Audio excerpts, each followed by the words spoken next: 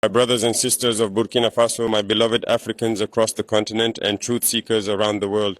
Today I do not speak as a politician, I do not speak as a soldier, I speak as a son of Africa, a child of a wounded mother who refuses to let her scars be forgotten. I come before you with a truth long buried, a history often distorted, and a story that must now be told, clearly, boldly, and without fear. Today, I bring you the memories of 10 courageous African leaders, our ancestors of resistance, who were either assassinated or overthrown not by their people but by foreign powers who feared the rise of a free and united Africa.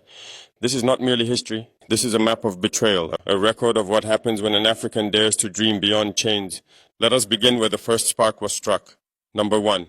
Kwame Nkrumah, Ghana. He was the first to rise. In 1957, Dr. Kwame Nkrumah led Ghana to independence. He was not just a leader, he was a visionary. He believed in Pan-Africanism, in unity, in building an Africa that would never again kneel before Europe or America. But that vision terrified the West. In 1966, while on a peace mission to Vietnam, Nkrumah's own government was overthrown in a CIA-backed coup. Why? Because he embraced socialism, because he challenged colonial economics, because he dreamed too loudly. He died in exile. But his dream, it lives in us today. Number 2, Patrice Lumumba, Congo. Then came Congo's shining light, Patrice Lumumba.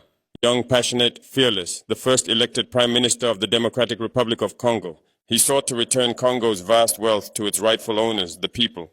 But that made him a Cold War target. In 1961, with CIA and Belgian complicity, he was captured, tortured, and murdered. His body was dissolved in acid. Only a single tooth remained. That's what they left, a tooth, thinking they erased a man. But Lumumba became a legend. Number 3, Thomas Sankara, Burkina Faso. This one is personal. Thomas Sankara met my countryman, the man who refused to ride in luxury while his people walked. The man who vaccinated millions, planted trees, empowered women, and rejected foreign aid. He said, "He who feeds you controls you, eh?" In 1987, betrayal struck from within.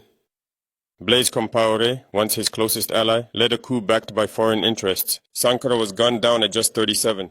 But Sankara never died. He lives in the soil of every seed he planted, in the minds of every Burkinabe who dares to rise. Number 4, Muammar Gaddafi, Libya.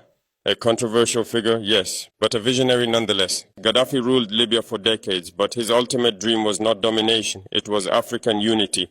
He proposed a single African currency backed by gold. He sought independence from the IMF, the World Bank, and Western manipulation.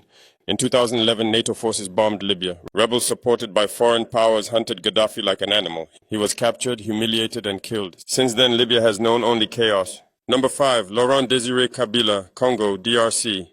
In 1997, Laurent Kabila overthrew Mobutu and took charge of the Congo. He stood firm against foreign mining exploitation. He wanted Congo's resources to benefit its children, not corporations. In 2001, he was assassinated, shot by his own bodyguard. But behind that bullet was a foreign hand. His death opened the gates to foreign plunder.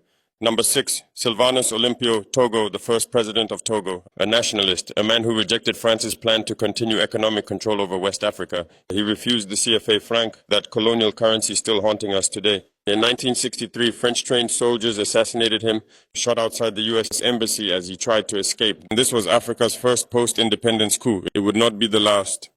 Number 7, Modibo Keïta, Mali, the founding father of Mali's independence. A socialist, a Pan-Africanist, a man who dreamed of unity across our borders.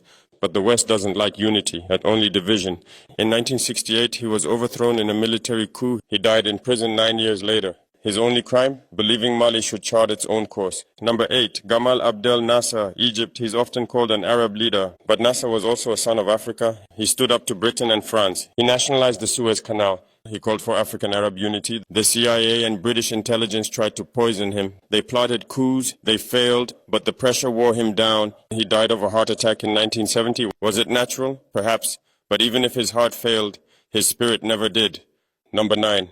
Ahmed Ben Bella, Algeria, the first president of Free Algeria, a revolutionary who helped drive out French colonizers, a man who stood with other African liberation movements. In 1965, he was overthrown. The CIA and French agents saw him as dangerous, not because he was violent, but because he inspired. They silenced him, but they could not erase what he stood for.